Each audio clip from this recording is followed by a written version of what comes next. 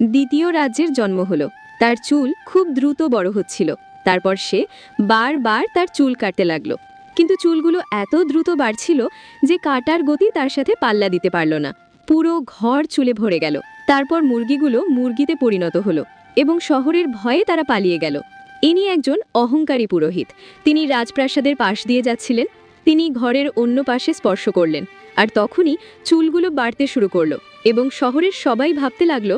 তারপর সেখানে একটি তারা দেখা গেল এবং সে তাকে হত্যা করতে প্রস্তুত ছিল, সর্বশ্রেষ্ঠ রাজা।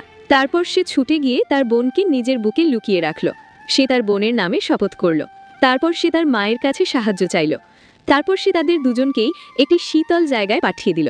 সেই দিন থেকে সেই শীতল প্রাসাদ দুই বোনের জন্যই মাতৃসম আশ্রয়ে পরিণত হলো। তারপর সেই দ্বিতীয় রাজ্যটি প্রাসাদের নানা নির্যাতনের মাঝেই বড় হয়ে উঠল। সর্বশ্রেষ্ঠ রাজা, সে সবসময় তার সামনে দাঁড়িয়ে থাকত। তারা ভেবেছিল তারা একসাথেই থাকবে।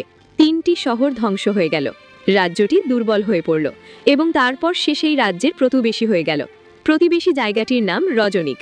রাজ্যের জন্য সবচেয়ে বড় দাবিটি এলো যখন রাজা এলেন।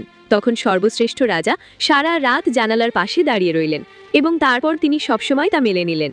তারপর দ্বিতীয় রাতে তিনি প্রাসাদ ছেড়ে চলে গেলেন, কিন্তু সর্বশ্রেষ্ঠ রাজ্য তাকে রাজা বানালো। বিয়ের দিন সর্বশ্রেষ্ঠ রাজা উজ্জ্বল লাল রঙের বিয়ের পোশাক পরলেন। তারপর তিনি প্রতিবেশী রাজ্যে গেলেন এবং প্রতিবেশী এলাকায় গেলেন। তারপর তিনি তার বোনের দিক থেকে মুখ ফিরিয়ে নিলেন। কেউ ভাবেনি যে এটাই তাদের শেষ বিদায় হবে। 3 মাস পর প্রতিবেশীরা দুধ নিয়ে ফিরে এলো। তিনি সর্বশ্রেষ্ঠ রাজা। তারা একটি শীতল মৃতদেহ নিয়ে এলো। সে দাবি করেছিল যে সে সর্বশ্রেষ্ঠ রাজা। তিনি অসুস্থ হয়ে মারা গেছেন। তারপর তারা 2 ভাগে বিভক্ত হয়ে গেল।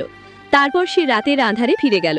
তারপর দ্বিতীয় দিনের সকালে আলো ফুটে উঠল এবং তারপর পাহাড়গুলো জেগে উঠল। সে কফিনটি খুলে ফেলল। সর্বশ্রেষ্ঠ রাজার মুখমণ্ডল ছিল ক্ষতবিক্ষত। তার পরনের কাপড় ছিল নোংরা এবং ছেঁড়া। তারপর অন্যান্য রাজারা তাদের কাছে এলেন এবং তারা